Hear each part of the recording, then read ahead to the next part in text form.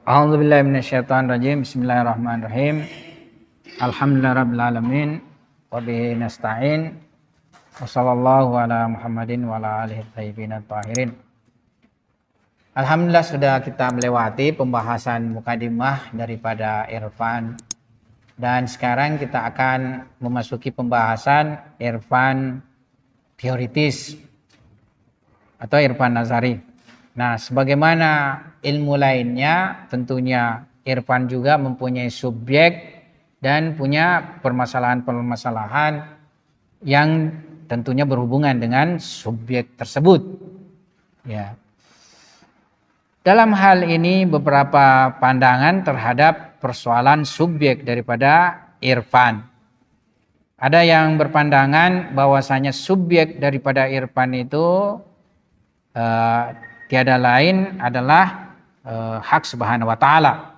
Ya, sebagaimana kita akan jumpai dari pandangan Sadruddin Qunawi.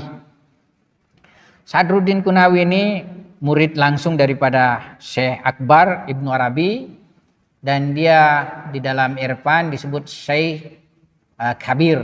Jadi Syekh Kabir, Syekh besar, Syekh Akbar yakni Syekh lebih besar, ya. Syekh Akbar itu untuk Ibnu Arabi, Syekh Kabir Syekh Kabir ini dinisbahkan kepada Sadruddin Qunawi.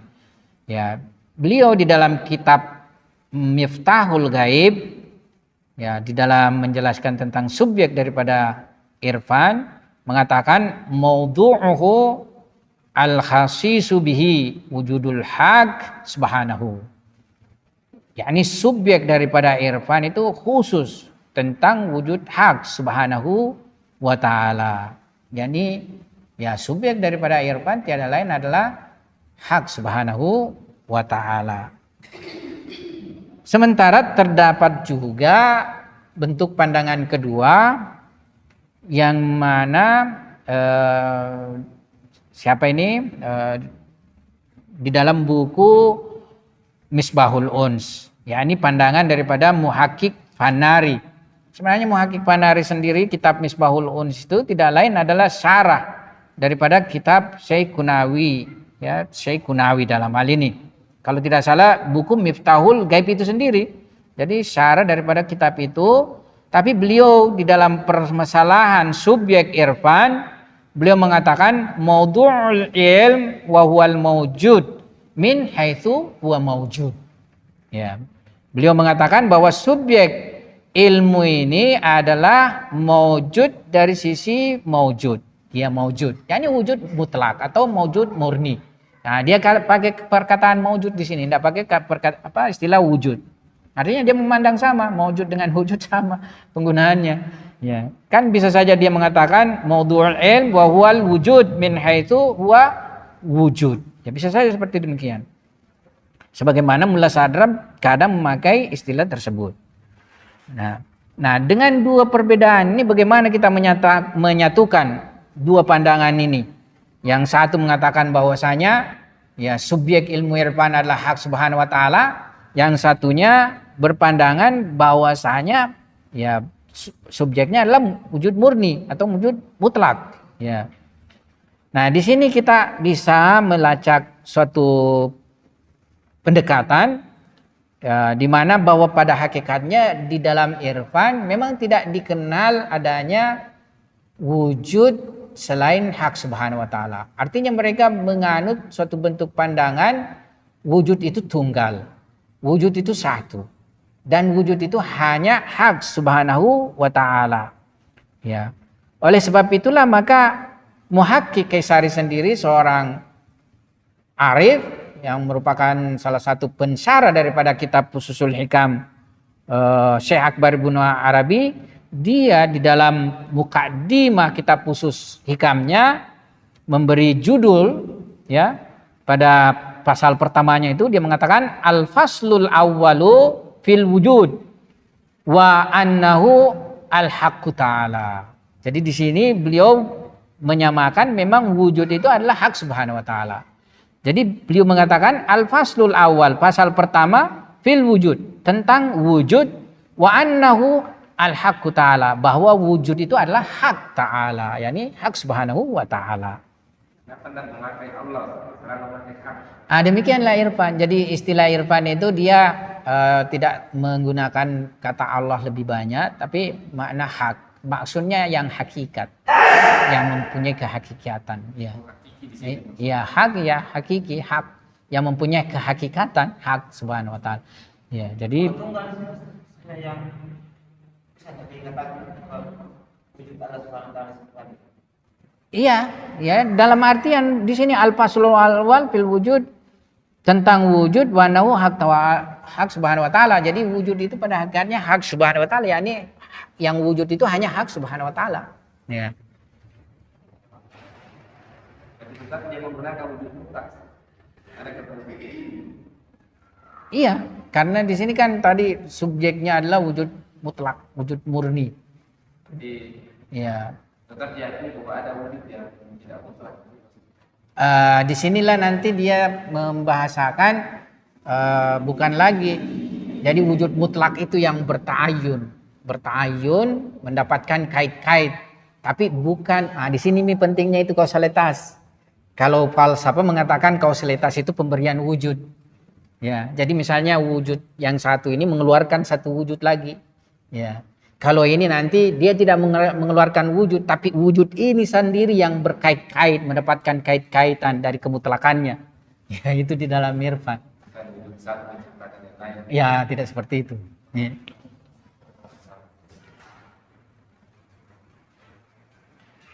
Nah, sesudah kita memahami subjek daripada irfan, maka kita tentu mesti memahami juga permasalahan-permasalahan ya daripada ilmu irfan nazari ini.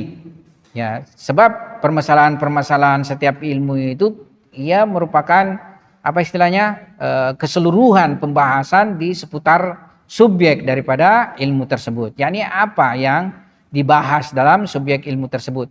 Nah, masalah-masalah ilmu ini ya karena dia subjeknya hak subhanahu wa ta'ala, maka tentulah permasalahan-permasalahannya adalah al-asma, yaitu nama-nama, ya, sifat-sifat, ya, dan syu'un hak subhanahu wa ta'ala. Ada disebut syu'un. Syu'un ini itulah yang disebut manifestasi hak subhanahu wa ta'ala atau tajalli, ya, atau mazhar hak subhanahu wa ta'ala. Dan di dalam bahasa filsafat atau kalam adalah perbuatan hak subhanahu wa ta'ala, ya. Kaisari dalam kitab mukadimahnya terhadap syarat tayyah, jadi dia juga mempunyai, bukan kitab, ini mukadimah. Jadi kalau kitab mukadimah itu suatu kitab tersendiri, memang judulnya kitab mukadimah, tapi itu dikhususkan untuk fususul hikam. Nah, kalau ini dia memberikan mukadimah. Mukadimah atas syarat tayyah Ibnu Farid, ya. Dia mengatakan masailuhu kaifiyatu suduril kasra anha wa kaifiyatu ruju'iha ilaiha wa bayani mazahiril asmail ilahiyah wa nu'utir rabbaniyah. Jadi permasalahan-permasalahan yang dibahas di dalam irfan itu adalah kebagaimanaan keluarnya kejamakan dari ketunggalan. Ya, kebagaimanaan keluarnya kejamakan dari ketunggalan dan kembalinya kejamakan kepada ketunggalan. Jadi dari keluarnya kasra dari wahda dan kembalinya kasra ke wahda. Ya, serta menjelaskan mazhar atau manifestasi dan menjelaskan manifestasi nama-nama ilahiyah dan sifat-sifat rabbaniyah. Jadi itu permasalahan yang dibahas pada irfan. Ya, ini permasalahan-permasalahan yang berhubungan daripada subjek irfan. Nah, ya. Ada 3 permasalahan. Ya, yang istilahnya ini yang pokok lah istilahnya kan. Ya, ya. Bagaimana kembalinya?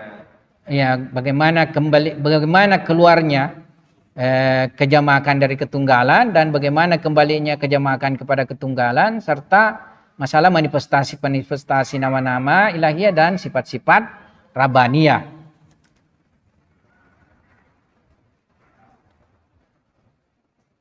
Nah, dari sini kita sudah bisa melihat bahwasanya di dalam irfan semua selain Tuhan itu adalah su'un wujudnya, yakni kondisi-kondisi wujudnya.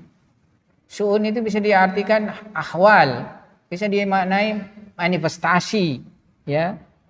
Jadi pembahasan dalam hal ini adalah penyebaran kejamakan dan keluarnya semua mungkinat ini dari Tuhan. Ya. Jadi di irfan itu nanti kita jangan terjebak. Dia juga menggunakan mungkin itu, kata-kata mungkin, kata-kata yang biasa digunakan di filsafat. Tapi dengan kita memahami asli masalahnya, ya yang dimaksudkan nanti mungkin itu adalah su'unnya, ataukah manifestasinya, atau tajallinya. Jadi seperti itu. Kemarin itu saya lagi nulis sebuah, hari Sabtu itu saya tidak keluar hadir di acara-acara, makanya saya itu sudah atur waktuku 5 hari full mengajar. Yani apa saja, misalnya memang mengajar itu kan, ya hari Ahad mulai kan startnya saya mengajar, Senin, Selasa, Rabu, Kamis, Jumat di rumah istirahat sambil amalan-amalan, misalnya kalau hari Jumat ada amalannya, Sabtu menulis. Jadi itu sudah full mic, bukannya enggak nerima ceramah sekarang untuk sementara. Karena fokus di mengajar itu kan, kalau ceramah itu kapan saja anda panggil kita, momen-momen dia punya kegiatan. Saya sudah tidak punya waktu itu. Ya, itu juga saya bilang saya keluar 3 jam di sana, ini waktuku hanya 1 minggu ini sekali ini harus saya menulis, tidak jalan-jalan tulisanku. Nah kemarin itu saya lanjutkan tulisan secara khususku, berat gitu masalah yang kuanu, langsung tuh terasa di sini kayak capek saya. Langsung kayak jadi pergi juga bareng-bareng istirahat. Aduh. Ya. Baru saya bilang, antum kok? Saya bilang kuatnya itu. Kan sama kayak ini terus, hari Kamis datang lagi di sini, hari kemarin datang lagi di sini. Saya bilang bisa itu besok hadir. Dia bilang istri, jangan samakan kita itu tua, dia masih muda. Maksud saya itu kalau sudah 5 hari itu kan full itu kan capek mak, angkat tangan mak. Ya. Saya tidur. Ya. Jadi itu dia bilang jangan disamakan diri kita itu sudah tua, dia masih muda, masih kuat sih. Ya. Makanya saya tanya-tanya bisa jika hadir. Nah, jadi ini tadi permasalahan daripada ilmu irfan. Nah, oleh sebab itu ya sudah kita bisa pahami bahwasanya di dalam irfan semua selain Tuhan itu adalah syu'un wujudnya, yakni manifestasi wujudnya. Ya.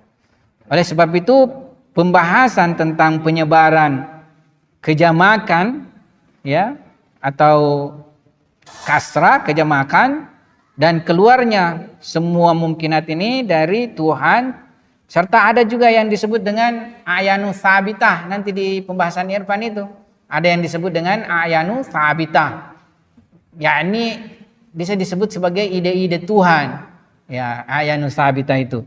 Nah, dan ayanu kharijah. Ayanu kharijah ini yakni wujud-wujud eksternal, yakni sebelum dia menjadi wujud eksternal ada dia dalam bentuk wujud ide. Ya, itu disebut dengan ayanu sabita.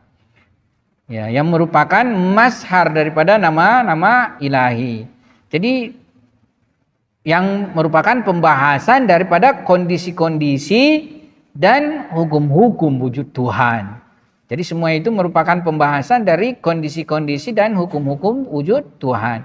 Dan semuanya itu merupakan permasalahan-permasalahan ilmu irfan teoritis. Nah, kita di dalam buku ini nanti akan membahas ada 3 pembahasan inti kita dalam pembahasan buku ini. Ya, pertama pembahasan kita adalah teologi irfan. Ya, teologi irfan yang tidak lain adalah wahdatul wujud saksi. Ya, wahdatul wujud saksi. Jadi kalau dulunya kita cuma mengenal ada istilah wahdatul wujud, langsung lari pikiran kita ke irfan, sekarang harus ditambah wahdatul wujud saksi, karena ada wahdatul wujud tapi bukan saksi, yakni tasykiki itu tadi yang kita bahas di filsafat, yakni pandangan hikmah muta'aliyah. Nah, tetapi kalau di dalam irfan, ya pembahasan kita nanti adalah masalah teologi irfani, yaitu wahdatul wujud saksi. Dan yang kedua adalah ontologi irfani. Ya, bagaimana skema dari sistematika eksistensi. Ya, bagaimana piramida daripada eksistensi itu, yakni ontologi irfani. Ini yang kedua. Yang ketiga, antropologi irfani, yakni pengetahuan irfan tentang insan, tentang manusia, yakni insan kamil dalam hal ini. Jadi ini 3 pokok pembahasan yang akan kita singgung di dalam buku ini dalam pembahasan Irfan Nazari. Nah, saya ada rencana juga melengkapi nanti sebuah tulisan. Ada 3 yang harus saya bahas. Tapi kalau mudah-mudahan ada waktu, saya mau ambil dari kitab Muqaddimah, inti-inti pembahasan. Kan saya punya pembahasan insan kamil kan sudah ada. Ini buku. Jadi insan kamil sudah ada. Yang saya ingin bahas itu masalah teologi irfaninya, masalah ontologi irfaninya. Ya, termasuk ayanu tabita. Itu yang saya punya rencana. Nah, pasal pertama pembahasan kita terhadap Irfan Nazari ini yaitu pengetahuan ketuhanan irfani atau teologi irfani. Yang mana dalam hal ini yaitu wahdah syakhsiyah. Yaitu wahdatul wujud syakhsiyah. Paling penting dan paling pelik di dalam permasalahan irfan adalah pandangan khusus urafat terhadap Tuhan. Yang mana dalam pandangan mereka itu bahwa Tuhan itu adalah wahdatul syakhsi, wahdatul wujud syakhsi. Ya.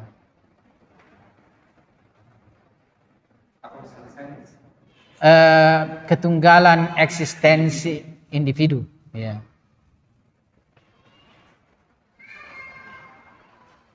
Nah, dalam hal ini Abu Hamid Turka Isfahani dalam menjelaskan permasalahan tauhid di dalam irfan,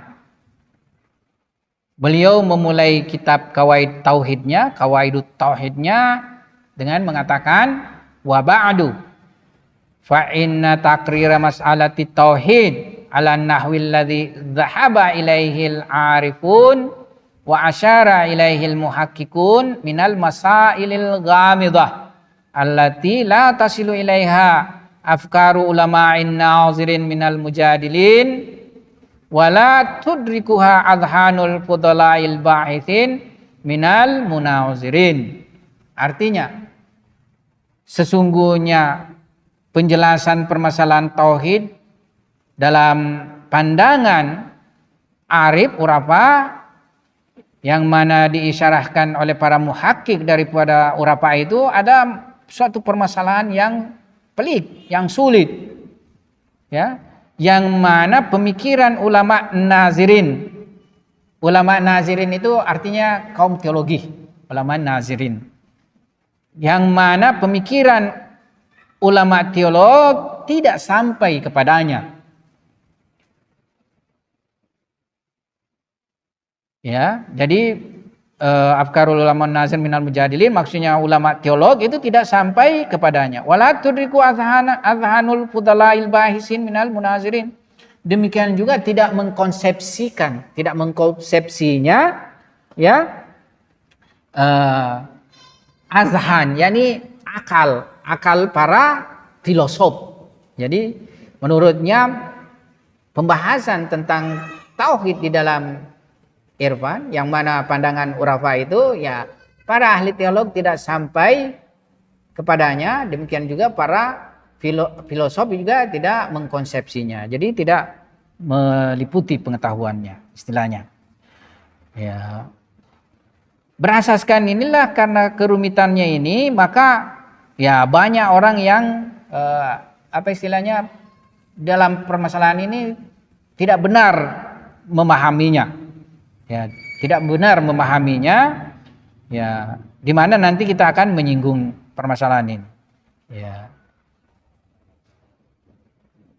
Oleh karena itu banyak yang tidak memahaminya, maka banyak juga para pembesar-pembesar ahli ma'rifat itu dia tidak dia menghindar untuk memberikan penjelasan terhadap masalah ini. Ya, ya misalnya Maulana, ya Maulana Rumi misalnya itu kan hanya di dalam ungkapan-ungkapan syairnya.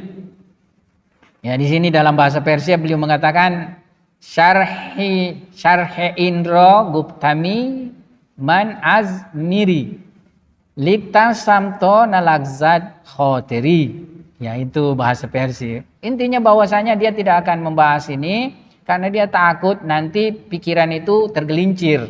Ya, ya.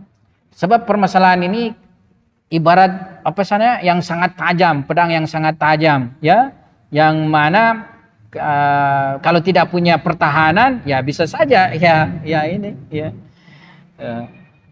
ya. Apa istilahnya di sisi berlian ya, yang berlian ini tanpa benteng jangan datang, maksudnya jangan datang untuk membahasnya, ya, ya. Sebab bisa saja terpotong oleh apa istilahnya tik, ya, ketajaman pedang, ya. Jadi seperti itu. Nah, Ustadz Syahid Mutahari juga di dalam karya beliau di dalam pengenalan terhadap ilmu-ilmu Islam, ya kan di situ beliau muat juga tentang pengantar ilmu irfan, ya. Ada itu buku. Sebenarnya itu tersatukan itu, judulnya pengantar ilmu-ilmu Islam, tapi belakangan diterbitkan terpisah itu pengantar ilmu irfan, ya. Ya. Oh, masih ada kita yang satunya, ya. Ya. Nah, beliau di situ juga mengisyaratkan bahwasanya kedalaman dan kesulitan pembahasan irfan nazari, ya itu beliau isyaratkan terhadap tentang masalah itu, yakni kerumitan dan kedalaman pandangan irfan nazari.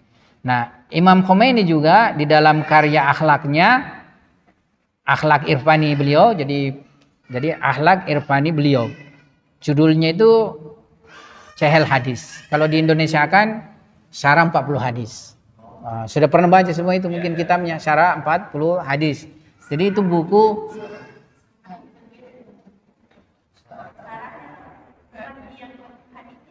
sama aja sebenarnya. Cehel Hadis itu syarah, kan judulnya itu Syarah 40 hadis. Jadi di situ syarah jadi ada 40 hadis di situ disyarah, dijelaskan. Nah, itu sudah diterjemahkan dalam bahasa Indonesia. Ingat dulu kita baca, ya. Nah itu sebenarnya kitab bagus sekali. Itu juga kitab semacam kitab akhlaki irfani yang sangat bagus sekali. Itu saya tidak tahu apakah terjemahkan dalam bahasa Indonesia semuanya, yang dalam bahasa asli Persianya itu ataukah tidak. Tapi sebenarnya di dalam kitab itu juga mengandung pemikiran irfani teoritis Imam Khomeini, ya. Jadi ada bagian-bagian beratnya itu di buku itu, ya. Kecuali kalau yang berorientasi akhlaknya serta irfan praktisnya, ya itu tidak susah, ya. Kita tidak susah. Sebenarnya bagus juga kita ngaji kitab 40 hadis ini untuk masalah amalia atau masalah amalia, ya.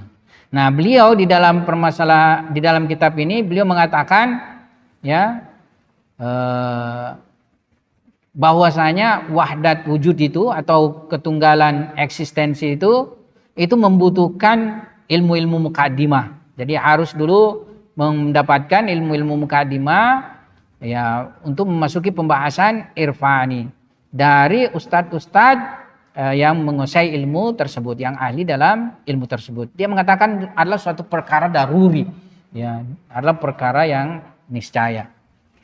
Nah, sekarang ini dari dimensi tadi pengantarnya. Sekarang pembahasan wahdatul wujud syahsi itu sendiri, ya. Jadi wahdatul wujud syahsi dari sudut pandang urafa bisa kita simpulkan, bisa kita singkatkan bahwasanya wujud individu tak terbatas itu dia memenuhi seluruh eksistensi dan seluruh realitas serta eksternal. Jadi saya ulang lagi. Jadi menurut urapa wahdatul wujud saksi itu ya secara simpel, secara singkat dalam pandangan mereka bahwasanya wujud saksi ya itu yang tak terbatas, yang memenuhi seluruh eksistensi, seluruh realitas dan eksternal dalam bentuk tidak ada ruang atau tiada tempat yang lain ya, tidak ada ruang dan tidak ada tempat lain bagi wujud yang lain atau wujud kedua ya. Ya, dengan kata lain satu wujud yang istilahnya kesatuan dan tak terbatas yang memenuhi seluruh realitas ya, dan dia memenuhi semua tahapan tingkatan-tingkatan ya dari realitas ya. Nah, wujud simpel murni ya, wujud simpel murni serta mutlak wujud ini tiada lain adalah hak subhanahu wa ta'ala. Jadi ini dulu statementnya tentunya kan. Ini dulu bentuk pandangannya. Nah, nanti kita akan memasuki dalilnya, argumennya, atas dasar apa para ulama berpandangan bahwa hanya satu wujud saja yang tak terbatas, yang memenuhi seluruh ya realitas, seluruh eksistensi, seluruh eksternal ya, sehingga tidak menyisakan lagi ruang bagi ada wujud kedua ya, dan dia memenuhi seluruh tahapan serta tingkatan-tingkatan realitas, dan itu tidak lain adalah satu wujud, yaitu hak subhanahu wa ta'ala. Atas dasar apa ini? Tentunya pandangannya tentu harus ada dalilnya ya.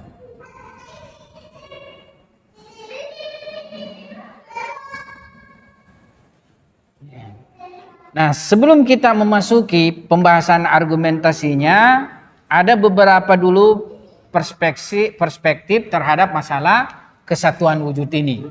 Jadi ada beberapa bentuk perspektif terhadap kesatuan wujud individu ini. Nah, di dalam buku saya ini itu ada dimuat masalah itu. Ya. Di halaman apa ini? Saya coba dapatkan. Jadi, tapi jangan khawatir, tidak perlu kita dapatkan buku ini. Nanti saya bisa dapat dalam tulisan saya di laptop filenya. Nah, ini ya, ada kita punya bukunya. Jadi pasal 3 ada pembahasan wahdatul wujud dalam irfan di halaman 37 pembahasannya. Jadi khusus membahas wahdatul wujud dalam irfan ya. Di sini ada bentuk penjelasan kita setelah membahas hakikat wujud adalah hak subhanahu wa ta'ala. Ini saya ambilkan dari kitab Mukadimah Kaisari. Jadi kita masuk nanti pembahasannya ini supaya istilahnya kita tidak perlu lagi ke situ kitab Mukadimah dalam hal ini ya. Setelah pembahasan itu di sini ada bahagian saya membahas mana ini? Setelah ketunggalan wujud. Nah, tafsiran menyimpang dari wahdatul wujud saksi. Tafsiran menyimpang dari wahdatul wujud saksi itu dari sini. Saya muatkan ini, kurang lebih saya sadurkan dari sini. Ya, makanya istilahnya ya di sini saja kita baca. Ya, jadi antum bisa baca di sini, misalnya konsep hulul dan penyatuan. Jadi ada yang mempersepsi bahwa konsepsi ketunggalan wujud itu sama dengan konsepsi hulul dan penyatuan. Padahal itu beda. Karena konsep hulul itu seperti ini misalnya, gelas ini tidak ada air. Ya, kemudian penuh dengan tanah. Nah, setelah penuh dengan tanah ini tadi kita tuangkan air, maka air itu masuk ke dalam semua tanah, mengisi semua ruang tanah. Ini disebut hulul. Ini disebut hulul. Nah, konsep Kristiani itu terhadap Nabi Isa kurang lebih konsep hulul. Ya, jadi Tuhan itu mentajassum pada Nabi Isa. Ya, Tuhan anak. Jadi kurang lebih konsep hulul. Nah, di dalam irfan ini tafsiran tentang konsep hulul kesatuan, konsep kesatuan wujud itu tidak benar. Kenapa? Karena konsep hulul adanya dualitas eksistensi. Jadi ada satu eksistensi dulu, ada lagi satu eksistensi, kemudian dia hulul ke situ. Ini menyalahi konsepsi kesatuan wujud. Ya, yang benar adalah tajalli, manifestasi nanti pembahasannya. Jadi kita bisa baca ini bagian di sini. Nanti saya mudah-mudahan bisa ingat, saya kirim ini bagian ini di grup itu tadi. Ya, artinya kalau malas buka-buka bisa baca langsung di situ saja. Nah, bentuk kedua yang tidak benar adalah masalah semua serba Tuhan. Semua serba Tuhan, panteisme. Ya, jadi sama aja sebenarnya hulul. Ya ini semuanya Tuhan itu hulul pada semua wujud-wujud ini. Ya, jadi akhirnya semua ini adalah Tuhan istilahnya, panteisme. Jadi semuanya adalah Tuhan. Ya. Hulul itu inkarnasi. Ya ini seperti ini tadi gambaranku. Kalau antum tidak mengerti maknanya, hulul itu ini gelas tidak ada airnya kan, kemudian meresap. Ya ada tanah di sini, baru kita sirami air kan, air meresap ke dalam tanah. Ya hulul itu namanya. Jadi air hulul ke dalam tanah. Ya. Itu hulul. Ya ini terjadi penyatuan, terjadi dua wujud, penyatuan dua wujud. Yang satu itu dia masuk kepada yang satunya. Jadi wujud yang satu masuk kepada wujud yang satu, itu hulul. Ya. Nah, itu untuk menjelaskan ini. Ya. Saya itu berasal dari Tuhan. Kemudian di dalam rahim misalnya itu penciptaan 40 hari. Ditiupkan ruh. Itu konsep apa itu bisa menjelaskan? Ditiupkan, dia bahasa ditiupkan itu penciptaan, tajalli nanti. Ya, tajalli. Makanya di sini penting pembahasan manifestasi dan tajalli. Jadi tidak ada sebenarnya yang keluar daripada manifestasi Tuhan. Yang sekarang pun yang badan ini manifestasi. Yang ditiupkan juga ini adalah manifestasi. Ya. Jadi tidak ada yang keluar. Ini manifestasi, ini manifestasi. Ini manifestasi tingkat tinggi, ini manifestasi lebih di bawah. Nah, nanti sebagai posisinya gradasi eksistensi yang kita bahas di dalam filsafat, dia gradasi manifestasi. Nah, makanya ini yang harus dipahami.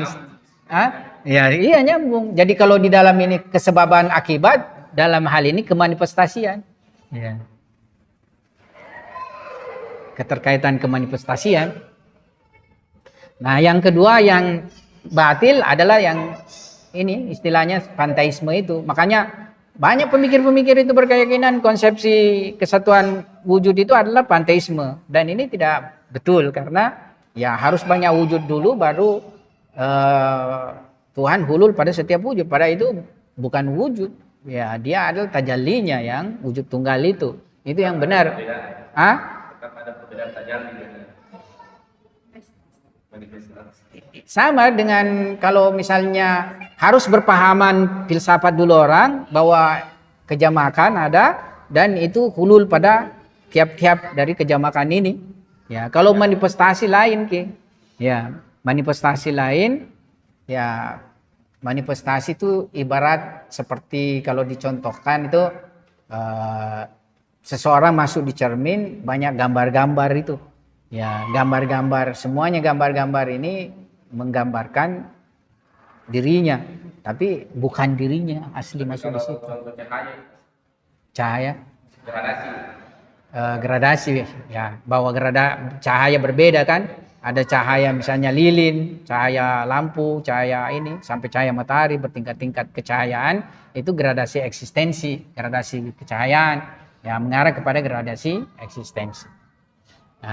Nah, ini bentuk kedua, yakni menolak panteisme. Di sini kita bisa lihat nanti pandangan lain yang salah dalam masalah ini adalah pandangan yang melihat bahwa ketika hak subhanahu wa ta'ala hulul pada semua mawjud-mawjud dan menyatu dengan mereka, konklusinya semua mereka adalah Tuhan. Makanya di sinilah muncul kadang pemahaman semuanya adalah Tuhan. Pandangan ini sendiri bisa diurai secara terpisah dari pandangan hulul.